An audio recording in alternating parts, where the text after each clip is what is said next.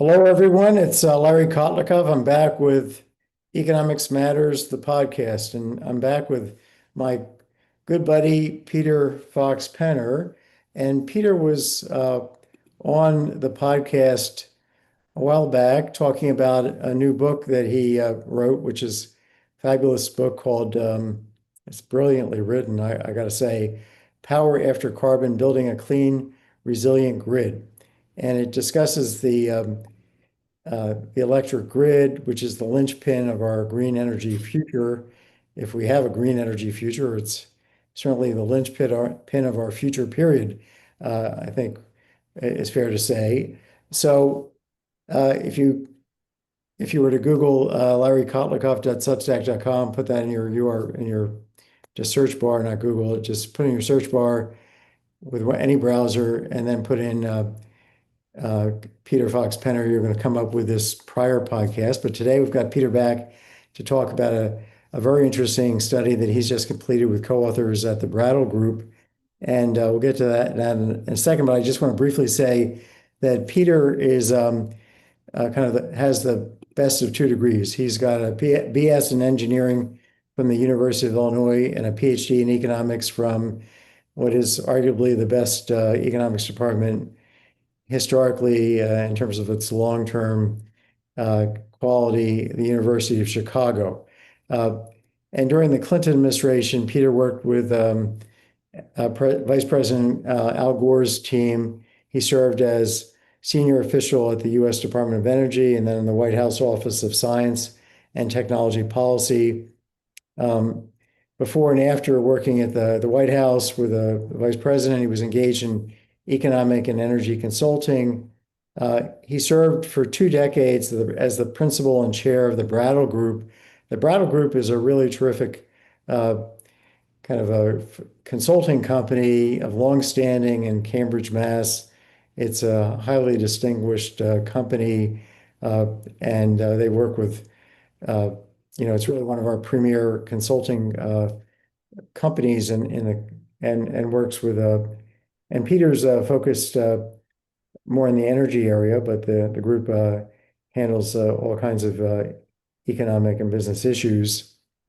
And then Peter left the Brattle Group, became my colleague at Boston University for a while. He was running the Institute for Sustainable Energy, and then he served as a professor. During this period, he served as a professor of practice at BU's, Boston University's Questrom School of Business.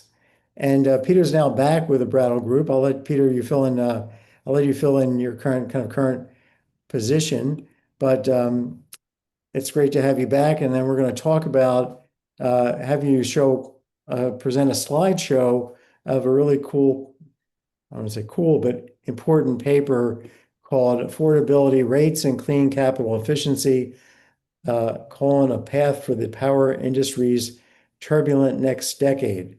So this is kind of thinking out about the next decade. How are we going to get all that electricity that these AI companies are going to be demanding and everybody else is going to be demanding, and how much of it's going to be green, how much of it's going to be dirty, how we're going to get it, how we're going to produce it, how we're going to handle more energy on an old grid, how we're going to upgrade the grid. But I'm sure, many other things that we're going to learn today in Peter's presentation. The paper was co-authored with Ryan Heldick, Hedlick, Athletic. Ledick. We forgot the H's. The H is silent. Shannon Paulson, Xander Bartone just came out in May of this year, just a couple months ago, and I think it's exciting enough. Has so many interesting charts that I wanted Peter to present it, but also wanted him to present it in a slide format so that everybody can see all the interesting findings that he has here. So Peter, say hi and tell us what you're up to formally these days. Well, thanks for having me on the show, Larry, once again. Sure. Always a pleasure. And shout out to my co-authors and all of my colleagues at Brattle Group. You're very kind to characterize us correctly, I think, as a leading economic and financial consultancy across the board, but a very large practice in energy. And the paper I think we should mention is up at www.brattle.com. So you can just Google me and the paper or clean capital efficiency and you'll get it. Great. I am a principal at Brattle now, and in the electricity practice formerly. Pleasure to be back there.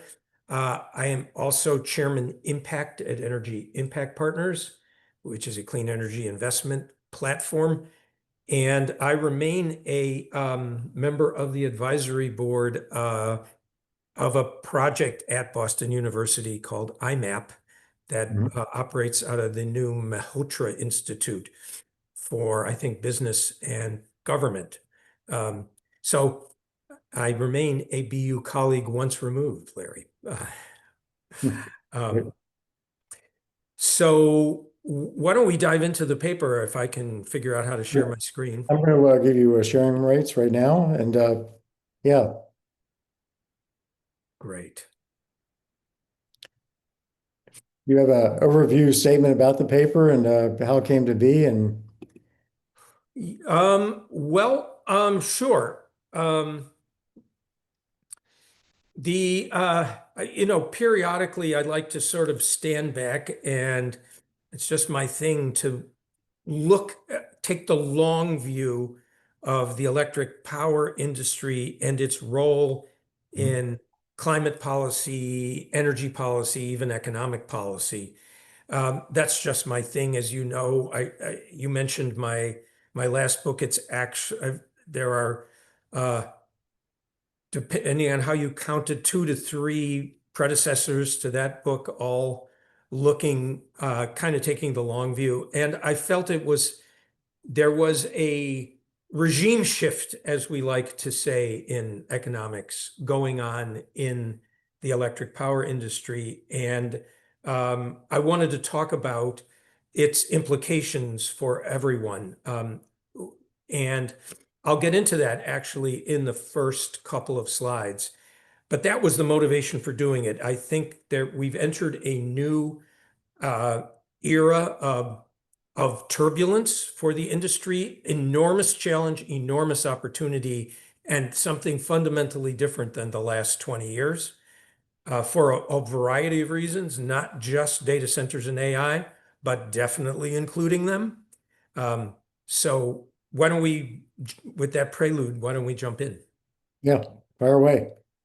Um, let's start with talking about the power industry before this shift occurred. And it was an era of relatively slow growth, but a fair amount of sort of stability, sort of slow and steady growth. And that very, very little, but slight upward demand growth, 0.7% a year.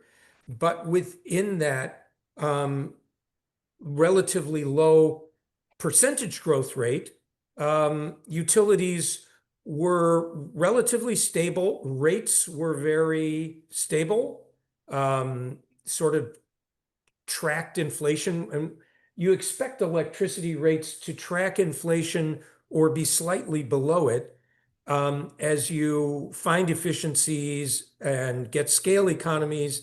And you think that overall inflation is driven by some sectors with higher than average cost increases. This is your area of expertise more than mine, Larry, but you know there are some sectors like healthcare that seem to, unfortunately, be, what tends to drive inflation. And then there are laggard sectors.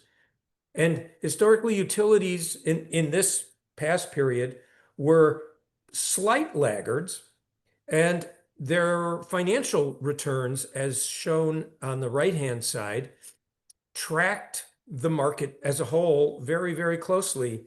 They're good, solid dividend paying stocks, and their returns about sort of stayed on the efficient frontier. Again, your area more than mine. But the returns were good. So this was a pretty good era.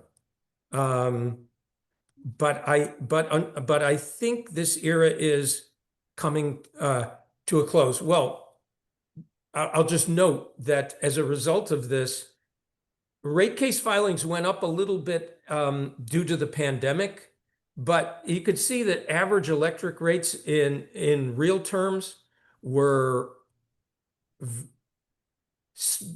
absolutely steady. And that's really good news sort of for the industry. It says that the share of your pocketbook going to electricity costs isn't going up. So Mhm. that was those eras. But as I mentioned, the trigger for this paper was that things are really going to be different in the 2020s and 2030s. So first of all, we have to remember that even if we happen to have some uh, groups within the United States that want to downplay climate change, um, it is very, very much a front and center issue for the energy systems of the United States and the energy systems of the world. And that is a truth that will remain with us for generations to come. And climate change used to be thought of as a issue that we should take action now for the benefit of our grandchildren. But the reality is the effects of climate change have accelerated at the high end of the modeling, and therefore we're starting to experience them now. This chart simply shows that emissions by sector on the left we have not done much to improve them at all inside the United States, except for power, which has already declined by more than a third in its greenhouse gas emissions since 2005. And as you can see, the power sector has outperformed every other sector of the economy in terms of greenhouse gas savings. It's one of the reasons why we feel very confident that the electric power sector is a climate solution. It's still a significant emitter now, but it has already cut a third of its emissions. And we think it has a very clear path to net zero emissions by mid-century. But that path is becoming more challenging, as I will explain. We also show on the right US average temperatures. Sadly, global mean temperature has already broken through the 1.5 degrees C Paris goal. That's a very sad milestone to hit, but it shows that the effects of climate change are still with us. You can see that billion-dollar storm damage events continue to increase, and the ones that are increasing are the ones that are climate driven, the green ones, which are severe storms, floods, and not earthquakes, which are the stable brown bar at the bottom. And we're up to $400 billion of storm damage. Over on the left, you can see some bullets that right now, over half of transmission expenses in the electric power industry and 2/3 of the distribution system expenses. Those are the expenses for all of the poles and wires that go out all the way to our homes and office buildings. 2/3 of those are for replacement of systems that are wearing out from when we built out the system in the 30s and 40s and 50s. The useful life for much of that gear was 40 to 80 years, and there's a whole giant replacement wave. But at the same time, the severe weather that is hitting these distribution and transmission systems requires that we invest in stronger, more resilient systems. At EIP, we have a company that makes composite utility poles that are much stronger than wooden poles and last much longer, and they are really a resilient solution to these very severe weather events. Want more money, less risk, and a better life? Buy Money Magic, a new book by Lawrence Kotlikoff, Boston University economist, personal finance expert, and best-selling author. Whether it's education, career, marriage, housing, investing, retirement, Social Security, IRA, or 401k decisions, Money Magic delivers scores of secrets to raise your living standard. Financial journalist Jane Bryant Quinn says Money Magic is a must-read. Nobel laureate George Akerlof says Money Magic is quite probably the best financial advice book ever written. Financial guru John Malden says, you'll love this amazing book. It's full of wit, wisdom, and startling paths to a better financial life. And columnist Scott Burns calls Money Magic a funny, brilliant read, offering wildly powerful, unconventional choices that can literally change your life. Get Lawrence Kotlikoff's Money Magic today at Amazon, Barnes & Noble, and independent booksellers. So But you think that it's like $400 billion worldwide. I guess that's probably larger than the GDPs of lots of countries. that's US. These are US only. Like US only costs. Only costs. And yes, that's larger than the GDP of many countries. Right. So climate change is continues to occur. It continues to cause tremendous damage to our economy as a whole, but in particular to electric power system, necessitating system hardening, as we say. And it's also really become a public health issue. When researching this paper, we talked to some public health experts who, as you know, Larry, and greatly respect, public health experts are very careful about their research. They use extensive peer review processes to vet their epidemiological and sort of public health science findings. And the refereed peer-reviewed journals are linked here on the bottom of this slide. And the numbers were mind-boggling. 12,000 Americans a year killed by excessive heat today, Larry. In fact, that's a few years old. 450,000 annually worldwide in 2021. And gigantic productivity losses, $835 billion globally in 2023, according to their This is people not being able to work effectively in the heat. Is that that it's primarily work that where you either can't work because it's too hot or productivity declines, which is extremely well documented by public health epidemiologists. Those are the two effects, really. So the need to decarbonize the electric power system remains very important, essential work. It is part of the solution, really, not part of the problem, but it's one of the drivers of costs to the system to replace carbon emitting generation with carbon sequestration or clean sources, to expand the power grid, and to strengthen the grid against severe weather. So that's one of the factors that is very significant to the.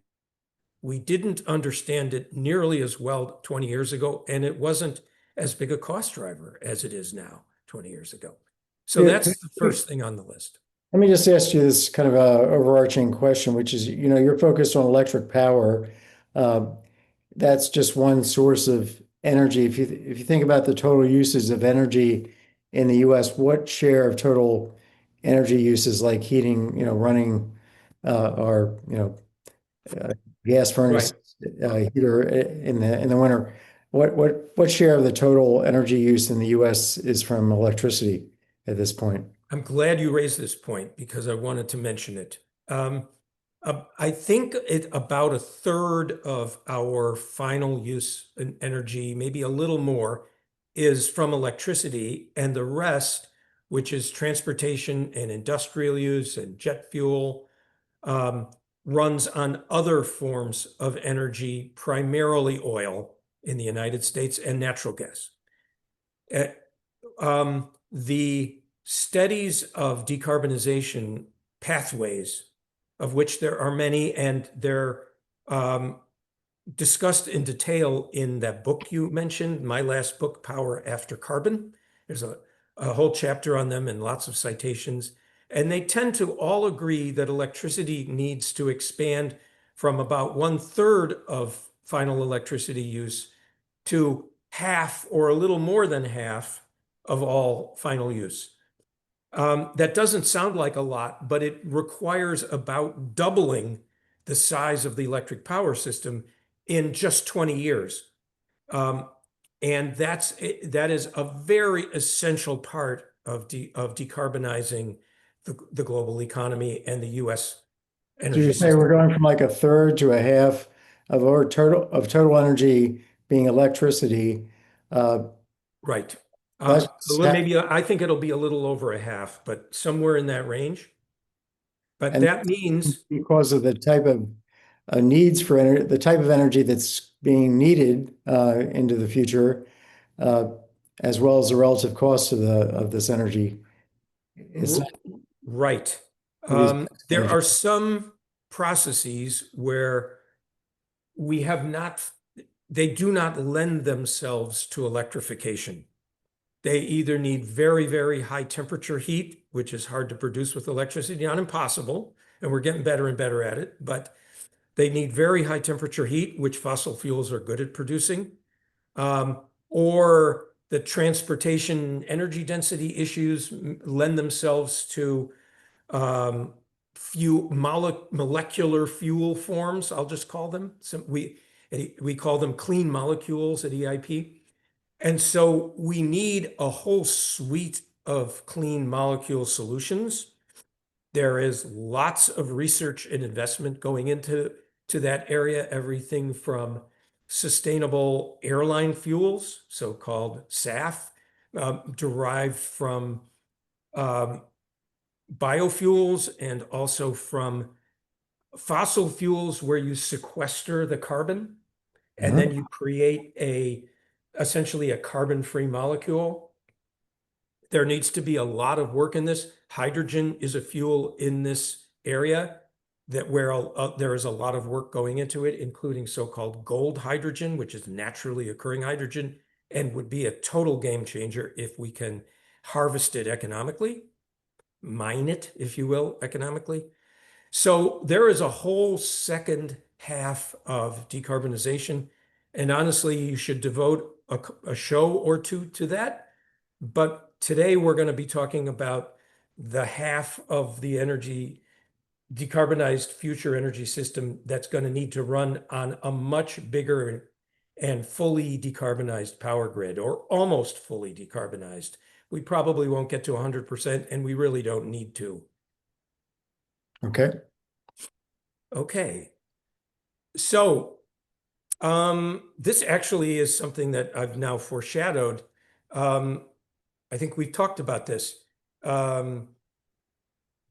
Electrification of transportation, which can be done quite well with electricity. I know you have an electric car. I have an electric car. They vastly outperform gasoline cars, and they're getting to be equal in range. The lifetime cost of ownership of the sort of mid-range electric vehicles is now below the lifetime cost of ownership of gasoline vehicles. So transportation, we're going to be able to electrify lots of building heat and hot water heat, and also many industrial processes. But to do that, we need to grow electricity demand at about 2.7% a year. That's what will get us to roughly a doubling by 2050, give us ample clean electricity for all those uses. And that's something very important to keep in mind, that growth is really an imperative for the electric power system, but it has to be clean growth, decarbonized growth. Otherwise, we're not helping the climate problem. And how do you, I guess you're going to come to this, but I guess you're going to tell us how this electricity generation is going to now go from a third to a half of our energy use, of our total uh, energy use, is actually going to happen in a green way, given what's happening down in Washington just today with respect to kind of cutting back on subsidizing electric cars, and I presume other, um, the Inflation Reduction Act had, I think, different elements that were promoting green energy, and now they're going bye-bye. Yeah, I think that's a whole separate conversation. When the dust settles around the bill, I suggest you do, Okay. I think, a series of podcasts on that big, terrible bill. But I will say that I do not think anything in Washington will stop the electrification of transportation. As I said, electric transport is cheaper in total cost of ownership, and it performs better. Virtually every automotive manufacturer and truck manufacturer in the world understands this and understands that they are shifting their manufacturing platforms over time. So it's only a question of pacing, and the effect of Washington policy changes on that trajectory may be incremental, and are certainly not going to be helpful, but I don't think will change the trajectory itself. But do you think Similarly, I it's, think that's true for yeah. the other shifts we're going to see to more electrified building heat, and more electrified industrial processes. How financially secure do you feel? Imagine a tool to help you make smart financial decisions. A tool that factors in all your financial data and shows what you can safely spend every year for the rest of your life. That tool is Maxify. Powerful, accurate, and easy to use. Developed by Boston University economist Lawrence Kotlikoff, Maxify takes the guesswork out of financial decisions at every stage of life. Maxify calculates what you can afford to spend now and throughout retirement. And you can run what-if scenarios to see how your finances might change by taking a new job, buying a home, or downsizing. Knowing the impact before you decide lets you make smarter decisions so you can finally enjoy financial peace of mind. Are you ready? Visit Maxify.com today to start planning. That's Maxify with an I. Maxify, Maxify.com. Do you see the additional electricity that's going to be coming forth for these needs being provided more by solar and wind? I mean, is that, is that going to happen kind of independent of help from the government? Do you see that as kind of inevitable as well? Yes. Solar and wind are the two cheapest sources of electric power, just gross kilowatt hours. They are intermittent and they need to be managed so that they can be dispatched, if you will, or at least included in a system portfolio that provides on-demand power in the amounts and places that we need it. Mhm. But just on a raw kilowatt hour basis, they are the cheapest form of energy worldwide, and they are going to continue to be the dominant sources of the energy worldwide. If in the United States we throw roadblocks in front of them, we will be shooting ourselves in the foot in several ways. First of all, we'll be keeping the cheapest form of energy and the cleanest away from consumers who want cheap, clean energy very much. But we'll also be losing a $1 trillion market and ceding that to the Chinese, who are already leaders in the production of solar panels and batteries, and very strong in wind turbines as well. So we'll be like losing a gigantic market opportunity as well. So I don't think the country will be that unwise. Okay. Cool. Okay, let's move on in the interest of time to talking about these other challenges where we've bogged down a little bit, and I will try to pick up the pace. Layering on top of the challenge of meeting all the needs of electric power growth for decarbonization, we have a very sudden, well-publicized growth in demand by data centers. And on the left, I show Lawrence Berkeley Labs forecast of data center energy consumption.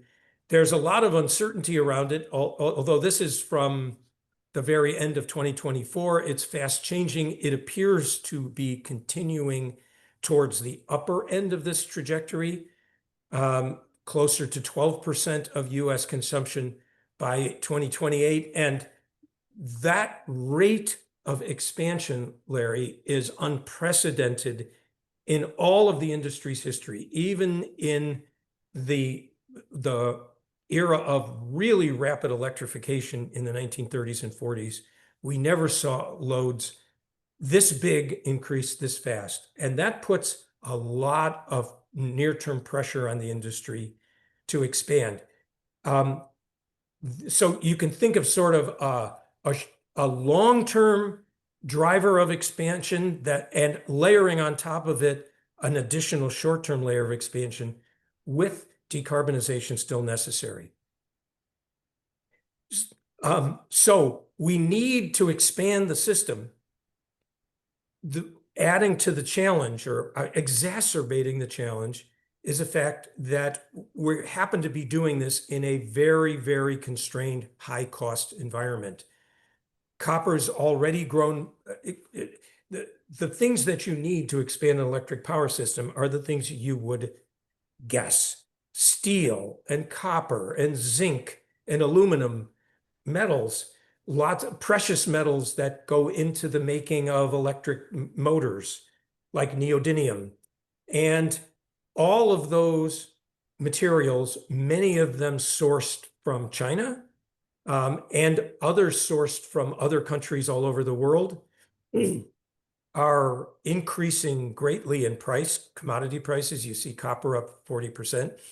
And then the manufacturing capacity to make these, which is partly in the US and partly offshore, is also just overloaded. The supply chain can't expand fast enough to meet this extremely rapid demand growth. And I don't need to tell Larry Kotlikoff what happens when demand outstrips a fixed supply that's just constrained by manufacturing capacity. And there you see the producer price increases just from 2018 to 2025 in some of the key ingredients of electric power systems. Wow, huge. Yeah.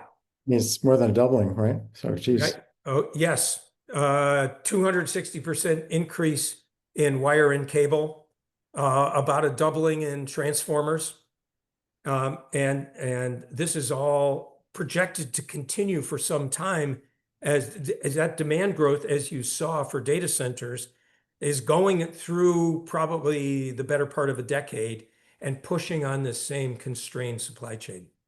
Wow, geez. And so the result is record-breaking capital expenditures for the electric power sector. You can see that CapEx is reaching just about doubled from 2014. These are for all investor-owned electric utilities, and we're up at $250 billion a year, and much more. And utilities where data centers are going are forecasting capital increases of double-digit 10, 20% a year, which is just extremely large increases in capital outlays. So I'm going to skip that in the end. So the result of this is, since those capital expenditures have to be recouped in rates, we've started this era of increased rate cases. And you have more already when much of this has not yet really fully played out, and will continue to push on the system over the next 4 to 10 years. But already just in the last 4 years, utilities have requested more in rate increases in those 4 years than in all the prior 10. And there are many utility financial analysts that foresee utilities requesting rate increases above the rate of inflation. So the industry will change from a inflation laggard, if I could use that term in the sense that we discussed a few minutes ago, to an inflation leader. And that will create lots of unhappiness. It is creating lots of unhappiness amongst consumers and utility regulators. Friction. Right. So the point of the paper is to sort of explain all these stresses on utilities and then to talk about some of the solutions. And lots of the solutions I want to emphasize, Larry, have to do with increasing clean generation sources, which includes a whole suite of activities that are very important, from R&D to deployment support, and includes many different clean technologies, including carbon capture and sequestration on gas plants, and also includes expansion of the transmission grid, which we'll talk about a little bit.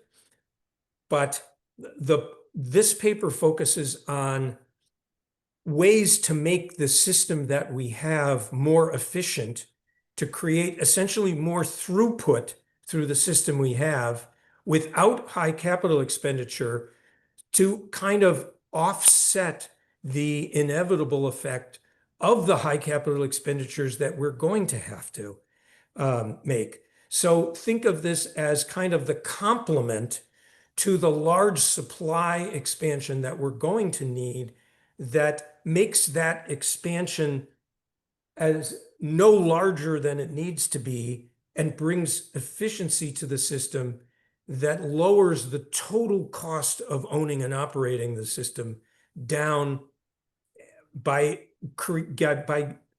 using the capital that we have more efficiently. So that's kind of the point of the paper and the strategies that are in the paper. And there are about 4 of them. And if I just hit you for your bottom line, I mean, are we talking about these 6 strategies, let's say, economizing on power,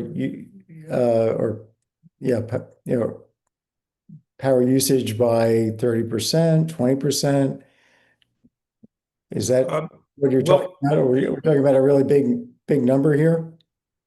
Yes, I think that overall, we could easily get, I think, if we put our shoulder to the wheel between energy efficiency and all the throughput enhancing solutions here, I think we could get 30% more energy services from the system that we have.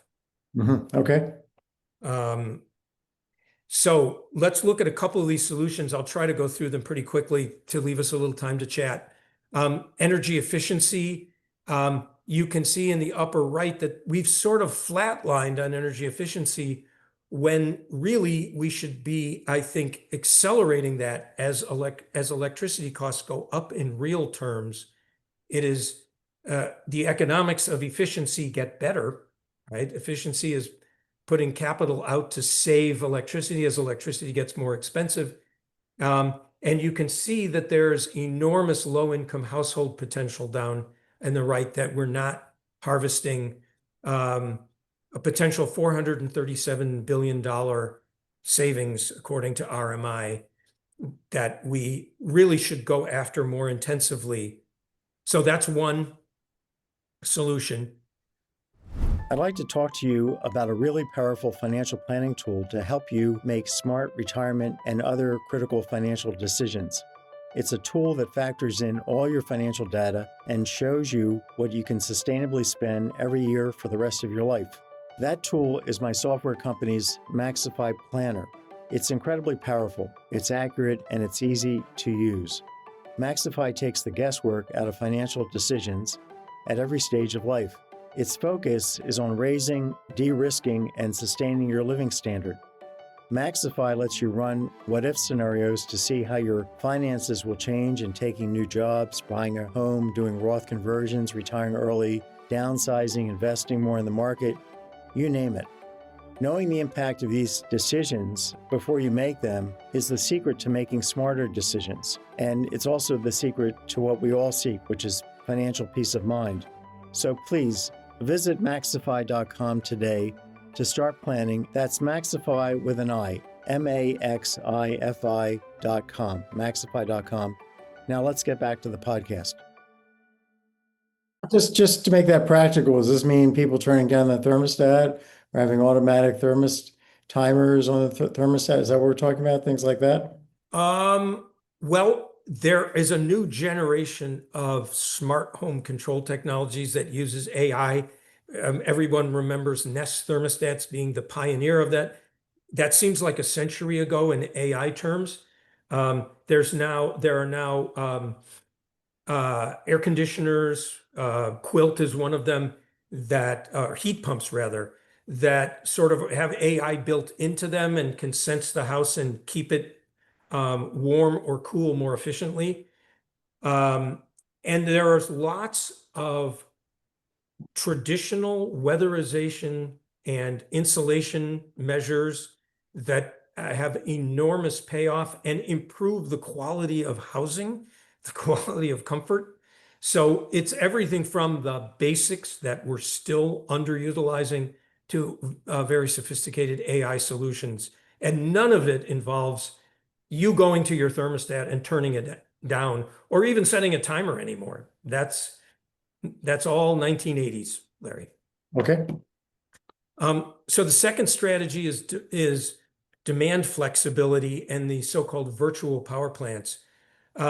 With the fact that many electric appliances now are controllable, remotely controllable, and have smart technology inside them, such that they can vary the electricity they use, or control algorithms run by independent companies that do this, or utilities. Both models work.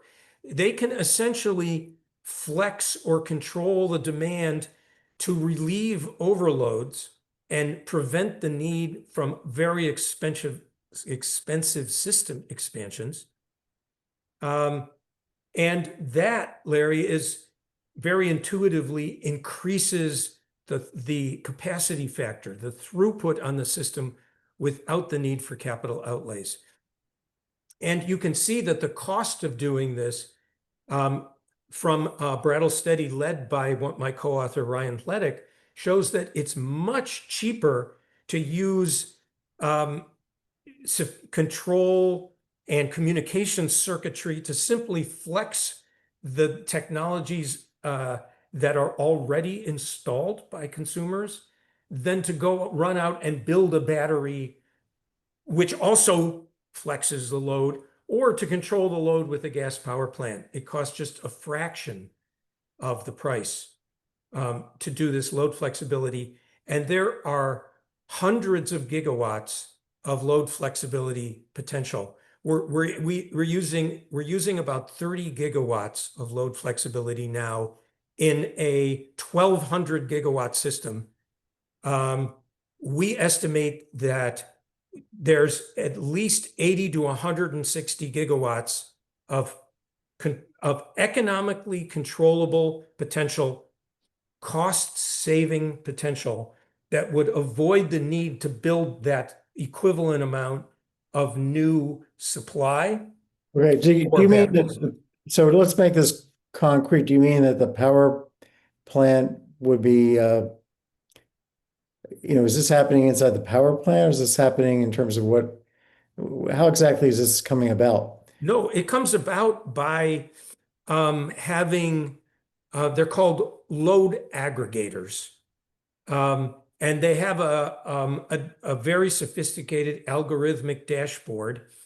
And let's say you're a office building, like the office building that Brattle Group occupies in Washington, D.C. can do this. We have very large air conditioners in that office building, and they can be remotely controlled by an aggregator to reduce their use at times when the system is near capacity. The building has enough thermal mass that no one notices that the air conditioner's off for 30 minutes. And we go off for 30 minutes, then the building next door to us, the next big office building goes off for the next 30 minutes, and you cycle around. You've lowered demand substantially because we're in a pretty big office building. And yet no one has really gone through any discomfort. Wow, that's clever. That's the idea of flexing load. That's really super clever. Yeah, I like that. So this is a very, very important cost-saving technology that's vastly underutilized and really prevents the need for adding that expensive supply-side capital. I'm going to skip that one and go to advanced transmission technologies. There are a new class of sophisticated, again, AI, some AI enabled, but certainly communications and sensor enabled technologies and material science enabled technologies that literally improve the throughput on the wires portion of the system. And there's a couple of examples here. Going left to right in this little table that's at the bottom right, you can use advanced conductors to take down the old-fashioned wires that are on most of the power lines in the United States and put up new wires that have very sophisticated geometries and materials in them. And you see that these, without rebuilding the towers, without using any more lines, without the need to license a whole new electric transmission corridor, you can increase the throughput on that line by up to 34% simply with a better wire. That's amazing. Now, it costs some money, but it pays for itself. There are also on the right-hand side new sensors like the ones that are pictured that can sense the temperature, the amount of power flowing through the line, and can figure out that because there is wind cooling that line, that actually it can carry more power through it than the very conservative rating that it's given based on a worst case scenario. Those are called dynamic line ratings. And as you see, by putting that system on your transmission grid, you can get 10 to 30% more power through it. Wow. Another amazing thing. Jeez. So there's a suite of these technologies that they're starting to be used. They're only used in a small fraction of the transmission system, and it's really important that we roll them out. I don't think I have time to really do justice to this, but the way we plan transmission and plan the interconnection of new wind and solar plants to the grid is very, very dated and obsolete. It was patched together in the 1990s when we introduced competition into the electric power sector. We never really figured out how to expand the electric power transmission system at the speed we need to expand it now. And the reason is we didn't need to. You remember that slide at the very beginning?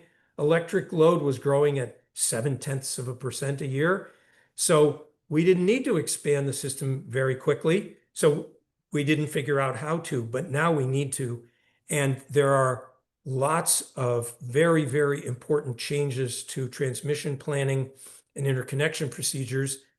We've done a ton of work on this at Brattle, particularly my colleagues Hannes Pfeifenberger, John Tsoukalis, and Mike Haggerty. Some of their work summarized in this slide deck you can see here that's linked in the presentation. And for any of your listeners who are interested in this, I urge them to dive into this.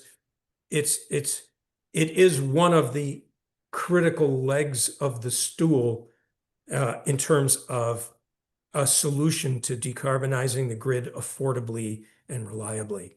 So is it, just give us a hint here, is it putting up replacing old towers with new towers that can handle more lines? Is it? No, I'm really talking about how you proactively plan the lines that you need so that you get them into the queue. You get the lines that you need going to the places that you need them much more quickly. Right now, the planning process is very dated. It's very reactive. It doesn't even start until the need for power has already become very critical. And there are cost benefit studies done for new lines that are very dated and don't include all the benefits of building lines. So the whole process of planning, which leads to permitting and building, is extremely slow and outdated. And also the way we operate the system is also dated. So it's a little bit of a deep dive to get into today, but it's very, very important and very under-recognized. Finally, I think it's going to be necessary to leverage other capital pools. The IRA helped do that. There were tax credits for lots of things like those advanced transmission technologies that we just saw. There were tax credits for those technologies, lots of research and development assistance. And in general, I think we're going to need to do some public-private partnerships between utilities and other entities. We need to make capital available to the industry from sources other than the traditional market sources. I just think that's going to be a complementary strategy to keep rates affordable. So, in summary, due to the level of growth pushing on an inelastic supply chain, a long cycle of higher costs await, there's no doubt we're going to need to add generation, transmission, and distribution new capital. It's critical for economic security and climate policy. But while we do that, we need to squeeze as much service out of our existing system through the strategies I've suggested here and through others. And that's the paper. Cool. So let me turn off the screen sharing and let's see if I can. I think you did that. And we'll just chat for a couple minutes. So I guess my big question here is, obviously there's lots of public goods here. If I build these towers to some open fields in where they can make a solar farm in Kansas, it's going to be a lot easier for somebody to set up a solar farm and connect to the grid. But I could also just sit back as a utility and wait for them to say, I'll pay you to put in to connect me to build. I mean, these problems, I think, were being overcome by the government through, to some extent, I presume it was being overcome through the policies that have just been eviscerated by the Trump administration. Do you see that we can move forward in the manner that your paper suggests without heavy government intervention, government help here? Are we kind of are you whistling in the wind here about the private sector being able to pull this off on its own? Well, I don't think you're framing it quite right, Larry. I think that the federal energy policy is as espoused in the awful bill that was close to passage now is very, very wrongheaded. And it's economically destructive to the United States. It damages our climate policy, but I don't think it derails the trajectory of decarbonization and a, a clean electricity sector. Uh, I think that trajectory will continue, and the reason is that we've never had a very strong federal electricity policy. The IRA put in a bunch of tax credits. That's a very indirect and sort of Mhm. uniquely American way of enacting an energy policy because we used to have one that was fairly robust until the 1970s. We did national transmission planning, believe it or not, until then. Mhm. But we don't have much of federal uh, electricity policy, and as a result, much of that policy is left to the states, and the states working together. It's states that regulate almost all investor-owned utilities, and even in some states, the cooperatives.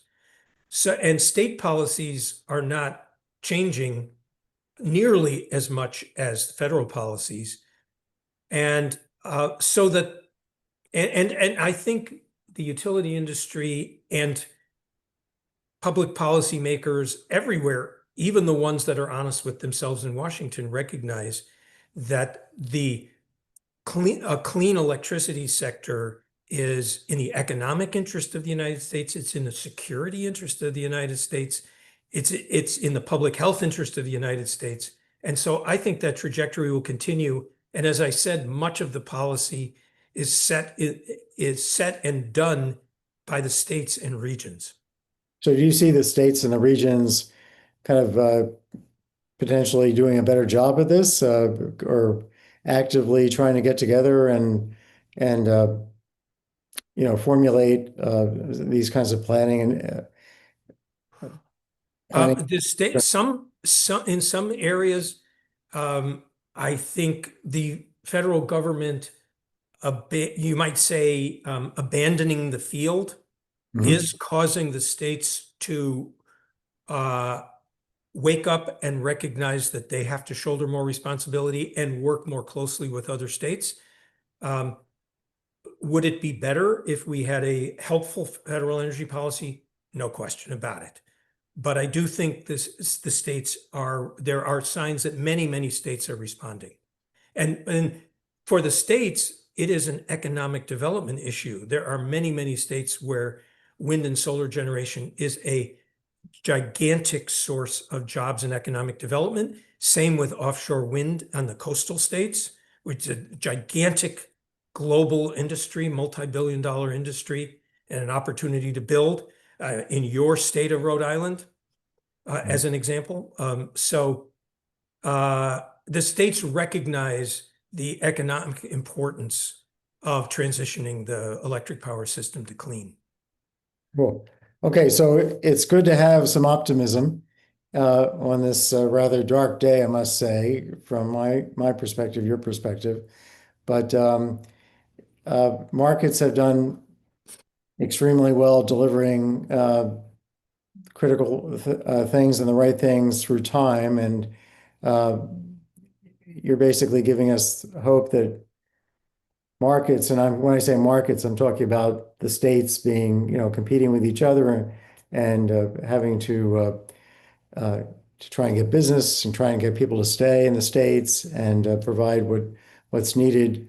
That's also part of the competition because people can walk with their feet if and businesses can walk with their feet if their state is not providing the kind of power that's needed for the new era. So, Peter, this has been super interesting and informative. I very much hope that your vision and your colleagues' vision of what is coming will play out, and that we'll actually end up, regardless of what Washington does, with a better clean energy future than many believe is going to happen. So thank you so much. You're very welcome. Thanks for having me on the program. Okay. See you next time.